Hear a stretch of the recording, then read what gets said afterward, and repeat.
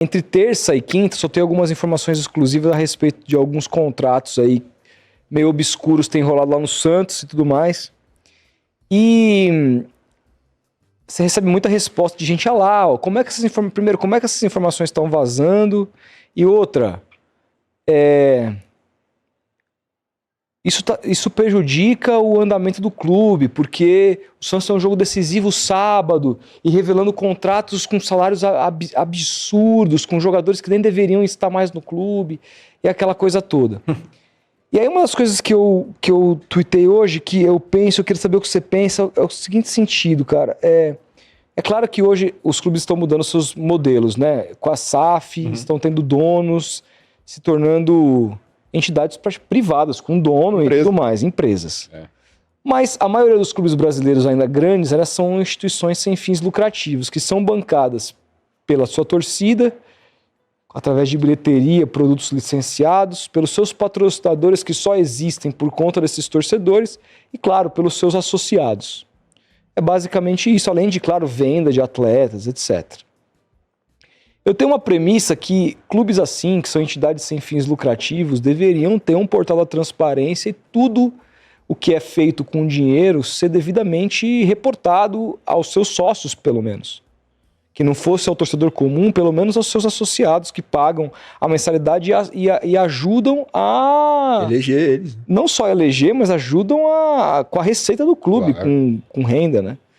Então, assim, eu falei, pô, esse trabalho que eu tô fazendo nem deveria ser feito, porque a gente deveria ter conhecimento. Aí quando a gente olha, por exemplo, para a Premier League, sabe o salário de todo mundo lá.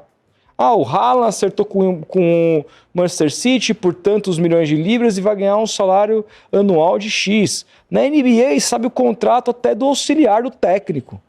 Sabe o salário de todo mundo muito aberto. E aqui no Brasil, a gente tem uma escuridão muito grande, que para mim dá margem para, inclusive... desconfiança, picaretagem, etc e tal. O que a gente pode fazer enquanto jornalista para tentar tornar o futebol brasileiro mais transparente? Rodolfo, sabe, para mim a raiz desse problema é que a cultura de clube no Brasil praticamente inexiste. Cara, e cultura de clube, tipo o que é na Argentina, do torcedor vivenciar o clube, e não é frequentar o clube social, cara, mas vivenciar sendo voz ativa nas decisões que o clube toma. Cara, na Argentina, se um dirigente quiser vender hoje o Boca, o River, o Racing, transformar numa SAD, cara, esse cara corre o risco de ser apedrejado e nunca vai passar. Porque os torcedores ali, de fato, se sentem donos. E aqui no Brasil, a gente criou a cultura anticlube, que o torcedor não participa da política do seu clube e, o pior, ele nem sabe o que é política de clube. Porque, cara, uma das ideias mais estúpidas que a gente tem no futebol, talvez a mais estúpida, e no esporte como um todo, é de que esporte e política não se misturam. Total. Porque, cara, é a política que define se seu clube vai ser campeão ou não. Começa aí, na definição de um presidente. E, cara, como os presidentes de clubes são escolhidos no Brasil? Uma confraria ali, né? uma elite que decide os rumos... oligarquia. De um clube com milhões de torcedores, como o Santos, como o Vasco, o Palmeiras, o Flamengo. Cara, o Flamengo, um clube que tem mais de 40 milhões de torcedores, ter os seus rumos definidos por 3 mil pessoas... Nossa, cara. Isso é uma piada. Isso é menos gente do que o próprio Santos. Não, o Palmeiras é 2 mil. Isso é bizarro. Então, os sócios aqui não têm poder de voto e não há um inconformismo por isso. Cara, os clubes precisam ser geridos e ter pelos torcedores. Todo mundo fala, a torcida é o maior patrimônio do clube.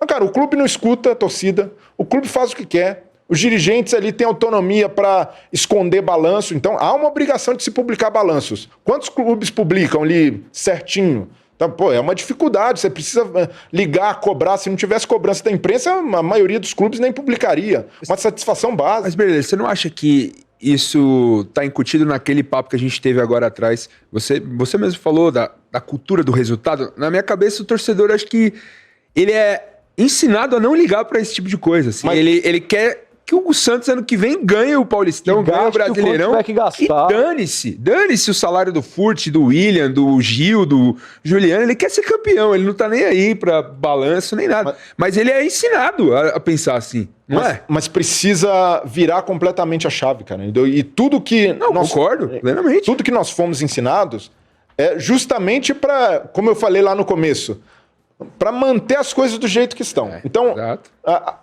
quando não é essa cultura de clube, o esvaziamento da pauta política no futebol é justamente para perpetuar o poder desses caras. Sim. Então, o que aconteceu no Cruzeiro? Só aconteceu porque não existe cultura de clube. Pô, e, cara, eu lembro na ESPN, eu tomei uma saraivada de críticas, e até foi uma coisa curiosa, né? Porque o Cruzeiro acaba sendo rebaixado em 2019, e no começo de 2018, tem um vídeo até meu que viralizou entre os torcedores do Cruzeiro, que sou eu falando no BB Debate, né? O antigo BB Debate. Eu falei, cara, o Cruzeiro, dessa forma, como tá gastando, se mantiver essa política, daqui 2, 3 anos está na segunda divisão. E aí depois, acho que a ESPN subiu esse corte na época, e cara, os caras, cara, o que você tá falando do meu Cruzeiro? Você não sabe nada de Minas. Pô, sou mineiro, cresci ali. Você tá falando que o Cruzeiro é mal gerido financeiramente? Nosso presidente é um economista, era o Wagner Pires de Sá, que estava envolvido em todos os escândalos. Deveria ter sido preso, né? Mas, é a verdade. Cara, e no Cruzeiro não precisava nem acompanhar o clube, era só olhar um balanço, você perceberia que aquilo não era sustentável. E nem precisava saber das falcatruas. Cara, só pelo balanço você já percebia que o Cruzeiro ia quebrar. E os torcedores, justamente por não ter essa cultura política, ele acha que o time vai ser campeão pelo jogador, se o cara perde o gol ou não. Mas não é, cara, nas decisões políticas. E a partir do momento que o torcedor passar a ser vigilante no clube, cara, aqui a gente vai ter uma reunião aberta aos sócios para decidir nossa política de contratação. Quantos jogadores a gente vai contratar? Se vai ser o cara com alto salário, se vai ser um craque, e o torcedor vai participar disso, cara, você começa a criar cultura de clube. E aí entra o papel do jornalismo. Porque o jornalismo contribuiu para uma cultura de alienação do torcedor. Jornalismo esportivo. É isso. E até pelas mudanças que a gente viu nos últimos tempos de linguagem. Mas de que forma você acha que o jornalismo contribuiu com isso? Cara, a partir do momento em que o jornalismo também só se pauta por essa cultura resultadista, de comentar... Debate. Só isso. E, pô, é legal também, sim, importante. E um pleito que é muito recente, que é de, principalmente jornalistas da nova geração, de qualificar o debate sobre futebol. Pô, o Calçade lá na ESPN é um dos caras que lideram essa...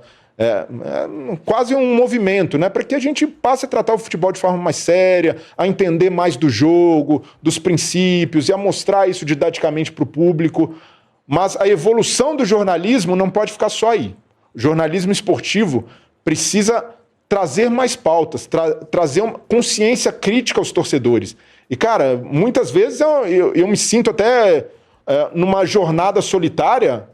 Porque, cara, as pessoas não querem saber dos trâmites políticos, da parte financeira, de coisas que fazem muito mais sentido do que a gente analisar e é importante também saber esse tipo de informação, quanto o cara vai ganhar, qual jogador o clube vai contratar, mas o jornalismo esportivo vai muito além disso. Com certeza. Vai muito além. E a gente, cara, eu fico muito preocupado, porque... várias vezes me chamam para dar palestra em escola, principalmente faculdade de jornalismo. E depois, ali, quando acaba, né, os estudantes vêm ali, até pelas perguntas. Cara, é uma geração que está sendo formada pensando que jornalismo esportivo é só dar opinião. Que é só ser analista. Porque é o que eles consomem.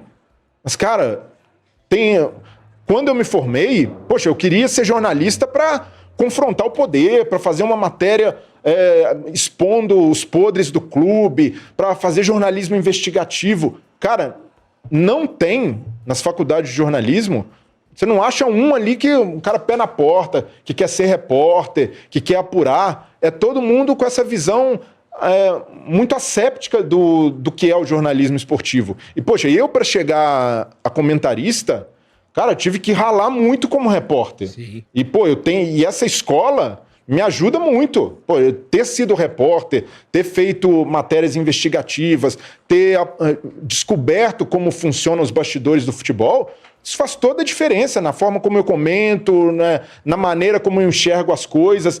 E quando as pessoas acreditam que o jornalismo é só isso, então, pô, para quem está assistindo a gente, cara, eu falo, se você tem essa ideia do jornalismo, você está indo para a área errada. Então, porque, de fato, entendo que o meio hoje vende isso o tempo inteiro, mas nós precisamos também fomentar essa cultura crítica no torcedor, até para que ele passe, quando você fizer uma apuração desse tipo, Rodolfo, a entender, cara, isso aí é fundamental. Isso aí não é o jornalista querendo o fim do meu clube. Pô, você é santista, qual o seu interesse Pelo amor de Deus, em ver o mal do Santos? E isso acontece. Pô, o meu primeiro cancelamento na internet foi quando eu fiz uma matéria da Placar sobre as dívidas do Galo. E os caras, pô, chegaram a ameaçar até a minha família, né, por eu ser de BH. E, cara, esse repórter quer aplacar, eles querem destruir o Galo. E, cara, isso daí é fundamental para que você cobre do seu dirigente, para que você entenda a necessidade de participar da vida política. E eu vejo que, infelizmente, o jornalismo esportivo, focando só no campo bola, contribui para esse tipo de alienação também. E aí... Não vê grandes matérias mais, Breno. Não, isso com grandes certeza. matérias investigativas que fazem isso, que mostrem os bastidores, o modus O operandi. espaço diminuiu. Agora